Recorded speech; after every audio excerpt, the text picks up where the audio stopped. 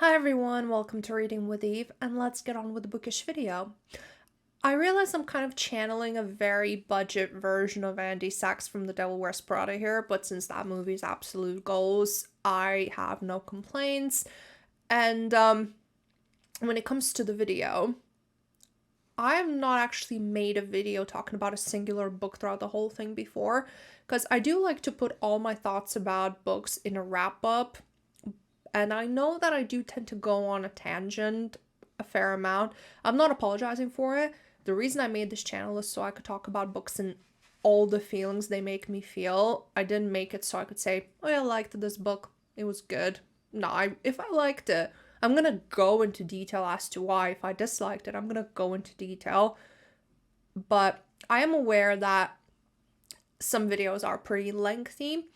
And while I do try to keep the rants for like, I don't know, 5 minutes or less, maybe occasionally like up to 10 minutes for one book, I was thinking about what I needed to say for this one, and I realized I was kind of rambling on for like 15 to 20 minutes.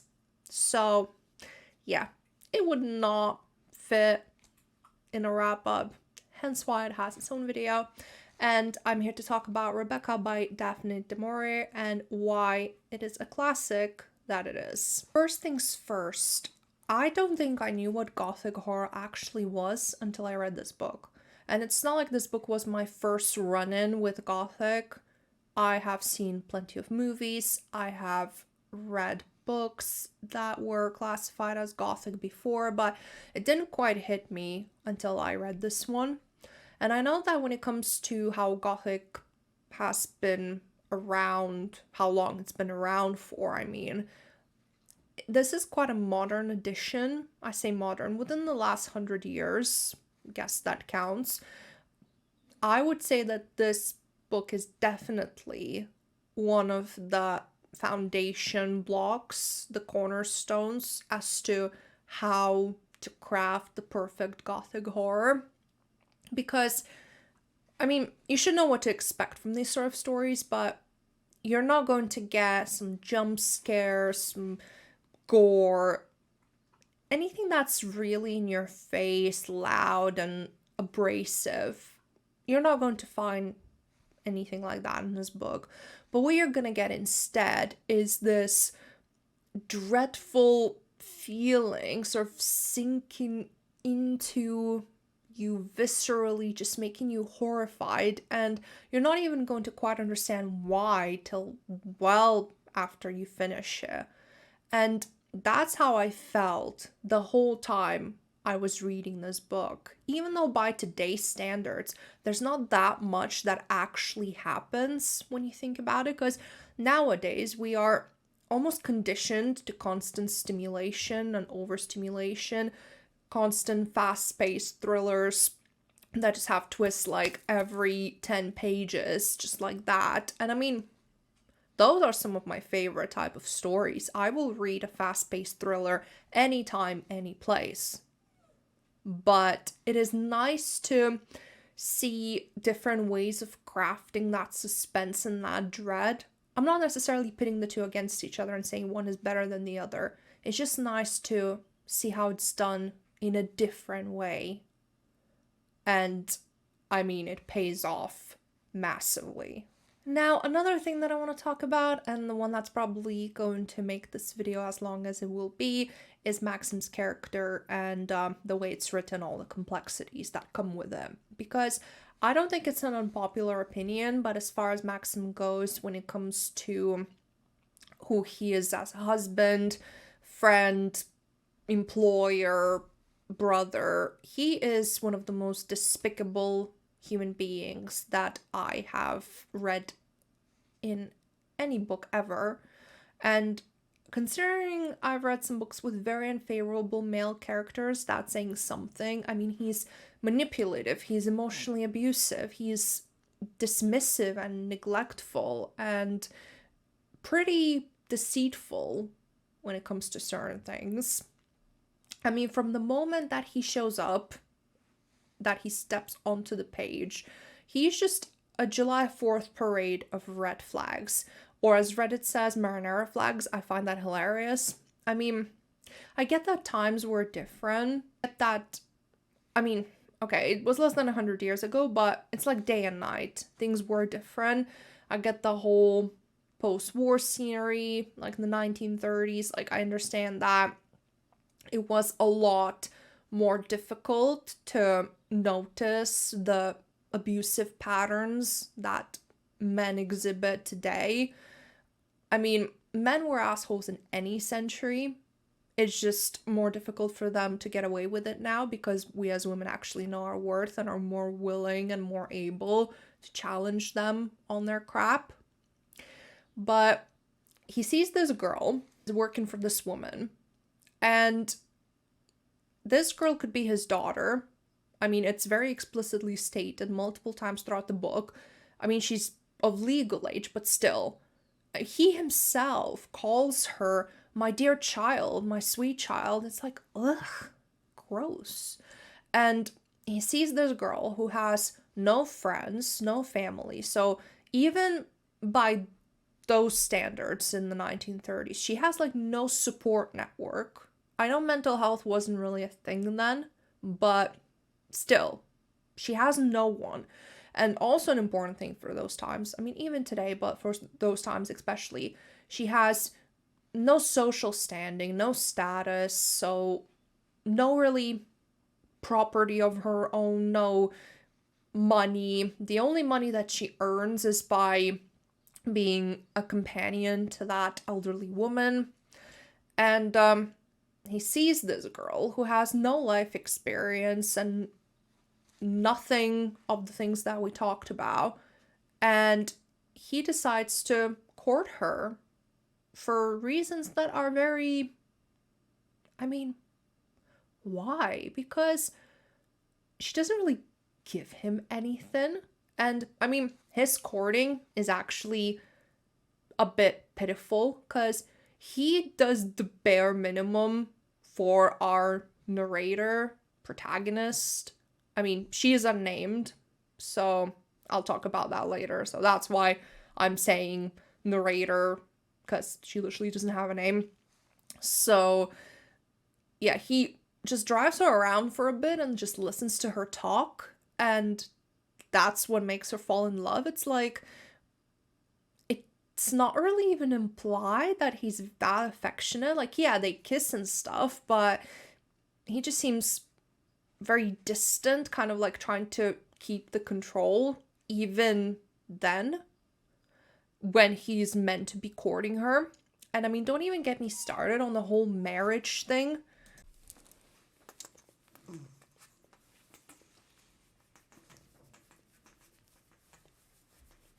That he wanted attention. So anyway, I know that the whole courting aspect and just marriage back then was a lot more to the point, like, okay, let's get married. It's basically a legal thing. I mean, it's still a legal thing, but nowadays people like to make a bit more of a spectacle out of it. So anyway, even that is so transactional and so technical. Like, he's literally just, okay, well, if you don't want to go and work for this woman anymore, marry me and I'll take you back to my state and we can be companions and stuff. I mean, there's no passion or romance in it. It's just like, well, I'll do you a favor and I guess you can do me a favor because you can just look over the estate or whatever. But he doesn't seem like that into it. And that is one of the key moments because we can see our main character and her like gut and intuition are telling her this is the wrong thing. Like, he's just not doing it for the right reasons, whatever those reasons are. And like, he's not doing it because he wants to be with you. Like, he could have said that to anyone who he feels would fit whatever reasonings he's making for this. But she just swallows those feelings and pushes them down because, well, she loves him apparently. But yeah, I mean, I don't know if the word grooming is applicable here because, I mean, she was of age, but it just seems like she was a bit manipulated by a much older man who had a lot more life experience than her, and he just sort of said all the right things, and she was hooked. So, yeah, it's just icky, and I mean, I don't care that times were different. It is icky. I mean, it would be icky today. It was icky then on. Why did he want her? Because he doesn't seem to actually like her much, like, or, you know, like be attracted to her much. It is heavily implied that there's no intimacy in this relationship, even post-marriage, from very early on. And I mean, I'm not excusing that type of mindset in any way, but at least, you know, it could be understandable, just technically speaking, because we see men do it all the time. We see middle-aged men with women half their age, and at least then, you know, it's still gross, but you can say, well, he probably wants to feel young again and wants to be with this attractive young woman, girl, person, and we have this whole fetishization of youth. Is that the right way to pronounce it in today's society? So, yeah, all I'm saying is that, you know, if it was some kind of like a very passionate type of ordeal, then at least you could say, well, that's why he wants her, like he's super attracted to her and whatnot, but it's not the case. And once he takes her back to his estate, he doesn't even seem to want her around that much. Whilst it was implied by the woman who she worked for that, oh yeah, he basically said that he's very lonely and he wants someone to be there with him. That's why he offered you to marry him. Like, okay, but he spends a lot of time actually actively avoiding her and going on like trips and stuff, so he doesn't have to be around her. So what the hell, you know? It's a bit sus on many ways when you think about it.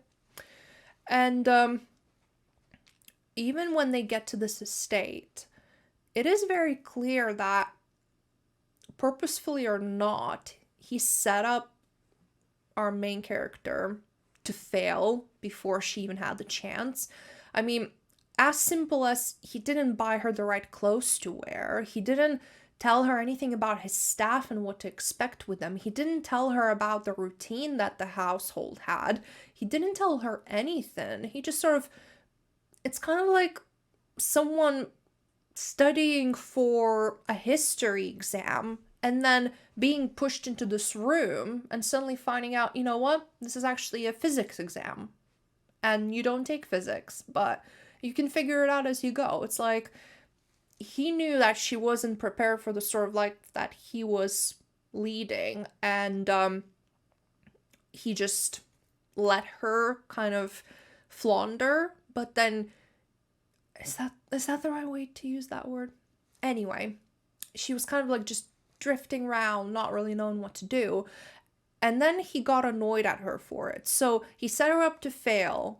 And then he was all pissy whenever she had the nerve to point out that I'm not prepared for this and you're not exactly helping. I mean, kudos to her for even having the balls to acknowledge it, even though she would retract right away. We'll talk about that.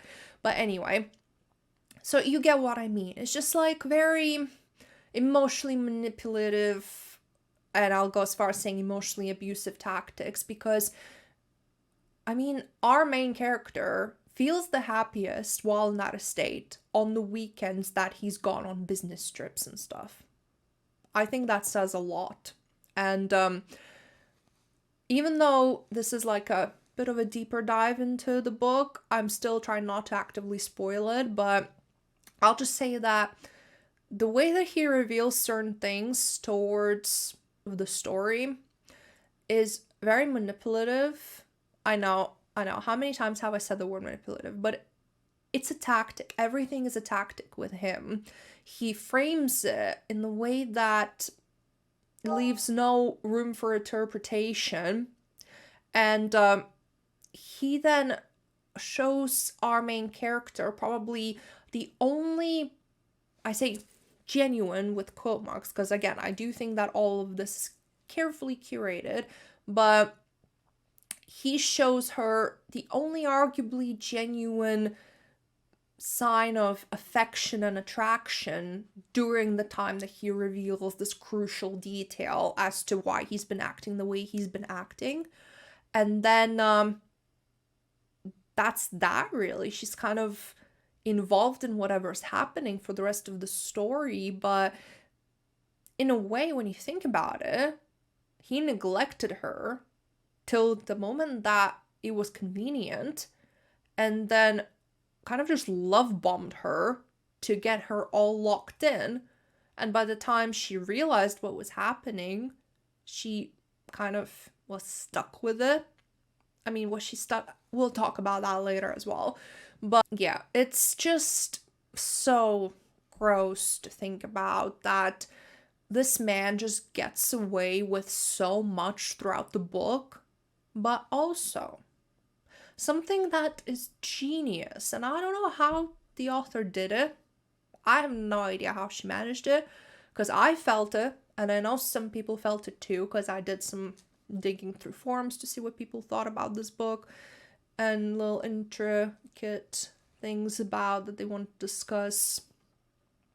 But somehow, even though I said all of these things, once the kind of action that the book has kicks in, I kind of wanted him to get away with it, with what happened, and live with our protagonist. Even though I kept thinking throughout the whole book, he's a horrible person and he definitely should not have a happy life and lead a happy life. He should be held accountable for everything. Even though I thought that, and I still think that, I couldn't help but thinking I want him to get away with it. And I thought, how on earth has this author managed that? And then I thought, well, it's pretty genius when you think about it, because that is exactly how manipulation and narcissists and abusive people work. They trick you. They trick you into liking them when they want you to. They trick you into rooting for them. I mean, that's why abusers go hidden for so long, because they show a version of themselves that they want other people to see, and then you get people saying, well, I had no idea. I thought they were great, you know? And that is what the author did. She sort of twisted things so much that we kind of got lost in his lies and manipulations and twisting of the narrative, that we started rooting for him to get away with it. And then we think, oh, but he shouldn't. But then, I'm not even spoiling it per se, because we start the book from the end. It's revealed that he does get away with what he does, because we start with our main character and him living their life wherever they're living, and then we find out how they got to that point. I'll talk about the beginning bit later. And we know that whatever happened, he's there, he's with her, and that's that. And we literally realize that technically this man receives no punishment for all the crap that he put other people through. And yet, during that portion of the book, we can't help but root for him. And then we think, well, that's how everyone gets tricked. And it is scary. It's probably one of the scariest parts of the story. And now I will talk about Maxim a bit more when talking about my last point I wanted to bring up, because I feel like it's all interconnected. But we are moving on to the point that I want to make. I'm just saying that he will still come up. And I want to talk about our main character and Rebecca. And I'm talking about them together because they are impossible to separate at this point. And the whole, our character not having a name, I know that wasn't exactly why the author did it, but it's actually quite genius, because I already talked about her background when I talked about Maxim, so I don't think I need to repeat myself, but was once she moves to this estate with him, and once she sees how everything was when his first wife was still alive, she becomes utterly obsessed with her, and she spends a good half of her time on this book just imagining how Rebecca was, imagining how she talked to people, how she dressed, how she looked at things, how she ate. She's just so insecure and so competitive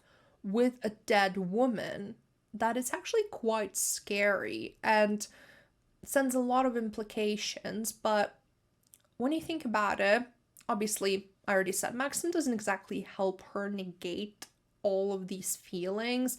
And then you have all the staff that are clearly attached to her. And I mean, when it comes to a point, they say that they despise her and they didn't want her there because they miss this first wife. But the thing with Rebecca is that I think partially why the main character is so obsessed with her, of course, because she thinks that Maxim is still in love with her and she's just a placeholder because, I mean, he can't be with her anymore. I mean, that's all accurate in her mind, but it's also the fact that she can't exactly confirm who Rebecca actually was. All she has is other people's memories of her and them recounting how she acted, but it's all just perceptions. And I mean, that's who Rebecca is in this book. She is just fragmented perceptions of other people because she is deceased before the story even starts. So we don't see her in this book ever as a person acting just in real time as herself. We just see her through others' eyes when they reminisce, and that's all there is left of her because she's not there anymore. And I mean, that ship has sailed. I mean, if you've read this book, you know what I mean when I laugh at the word ship. But anyway, and because of that, she doesn't actually know what she needs to live up to because of all these little tidbits and pieces and all these contradicting things from different people. She doesn't actually know who Rebecca was, and she's not going to find out, and it's driving her crazy because her sense of identity is so weak already, and now to feel like she has to match up to this dead woman who she doesn't even know exactly what she needs to do, it takes a toll on her psyche. And again, she is insecure, she is seeking love and approval. She's all too quick to jump to this marriage, even though she can feel in her gut it's not a good idea because she's so starved for someone to love her. I mean, they emphasize her age a lot, that she's young, that she hasn't learned anything about life, that she wants to be older and wiser. I mean, that's not even like a hint or anything, that just hits you in the head clear as day. But the thing is that, for me, I don't want to use words character assassination, because, no, I think that what happens in the book is actually a big kind of trajectory that the author intended for the character. It makes sense. However, I do think that that trajectory is a tragedy. It's not a good ending for this character, because this woman, she doesn't have an identity of her own. And someone on Reddit actually pointed out that at times it is kind of difficult to sympathize with her because she doesn't have a personality of her own. She kind of tries to adapt to everyone around her. And it is even highlighted in the book that she's kind of boring. She is a boring person. She's shallow and a bit vain in the sense that she does care about perceptions and whatnot, like obsessing with Rebecca because she wants to get that approval, but she doesn't actually have that much to say. And that's why she doesn't fit in with all these fancy people at the estate. And because she completely adapts her personality to her husband. I mean, she would sketch before she married him, and it was kind of like said by everyone, oh yeah, it's a nice hobby to have, yada, yada, yada. And then after they move to the estate, she never picks up her painting, sketching again. Like, she doesn't even read those books that his sister got for her as like a wedding gift. They were like expensive art books, and she just flicks through them and then puts them away and never touches them again. Because it seems like she can't even hold on to that little part of herself, because everything that she does now is, how do I measure up to my husband's dead wife, sort of thing. And it is very distressing to read.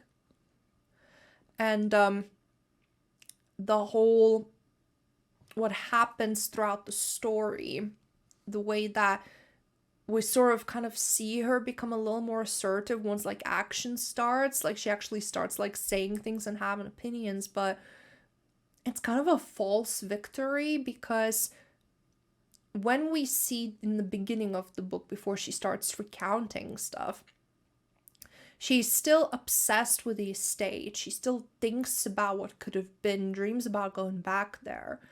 And because it's shown immediately that they're somewhere completely different. But yeah, she is with him, and she tries to sort of trick herself into thinking that, oh, now that they're away from that whole thing, they finally have a happy marriage, but they don't. And she does have this resentment growing in her that she keeps trying to squash, but their marriage is lacking any type of real depth, any intimacy. Like, it's heavily implied again that they were affectionate for a little bit, and then it just stopped again. And it's kind of, she's back where she started, with another person for a companion, except she's not getting paid, because her husband is now miserable, without any status, without any wealth to back anything up, and is just there. And she's now kind of looking after him, but she's not really getting anything in return. And it's just, it's sad and frankly a bit pathetic. But sadly, like I said, I don't think that this is character assassination or anything. I do think that this is a fitting ending for her character. It's just a sad one. And as far as Rebecca goes, I mean, what Maxim says, the whole like plot point where things take a turn, I personally, I'm not really inclined to fully believe him. I'm sure some of what he said was true, but other things, they are directly contradicted by other characters that have no incentive to lie, to mess with him. So I am inclined to think that, again, he kind of twisted things to then excuse his behavior and what he does, what he's done. And again, like I said, with Rebecca, we only know fragments of her that people remember, and we don't know how accurate they are. But what we do know is that for her time, she was a woman that did not quite fit in with what others wanted her to be. She was bright and lively, and she was loud, and she wanted things, and she wasn't afraid to get them. Whether or not she was manipulative and sociopathic or whatever, that's all debatable, but those other things, they're all true. And this actually opens a bit of interpretation finally as to why Maxim chooses to marry our main character, is that Maxim's one true love is his status, and he tries to pretend that it's not, but especially towards the end. I'm not gonna spoil what happens at the end, obviously, but we can see that as much as he tries to deny it, that is what he cares about. And even his perfectly curated story corroborates that, is that Rebecca, while she cared to maintain that they were happy, maintain their status, he was willing to act like everything was fine. But then as soon as that stopped, he stopped acting. So it makes sense that he would want his next wife to be a complete opposite, someone without opinions, without courage to share any thoughts she might have at any point, someone with desperate need to please her husband, even if he doesn't feel any affection or attraction for her. This is someone that he can easily control and then get his status to a place that he wants it to be. So for him, as far as I'm concerned, this whole second marriage was a sham just for his own personal gain. I mean, if anyone else interprets that he did have genuine feelings for a main character, then please do comment. I'm really interested in what you think about it. But for me, I'm a cynic at the end of the day. I don't see it. I just see a manipulative, gaslighting asshole who I would definitely kick in the balls if I saw him in real life. So, and here we have it. All the things I had to say about Rebecca, and I'm pretty sure that this video is like 20 plus minutes long, so I really let myself go here with my tangents, but again, I'm not apologizing for it. This is why I do this. And at least if you're not interested in hearing about this book, then it's fine, because during my wrap up, I'm just going to summarize what I thought, and it's going to be easier now because I laid all of this out.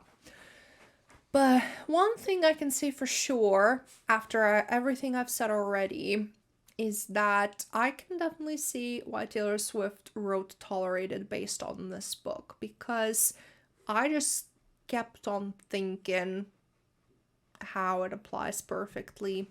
I mean, that was partially a reason why I read it to begin with. So, yeah, genius once again, Taylor Swift. But anyway, I do hope that you liked this video, and if you did, please do comment. I would love to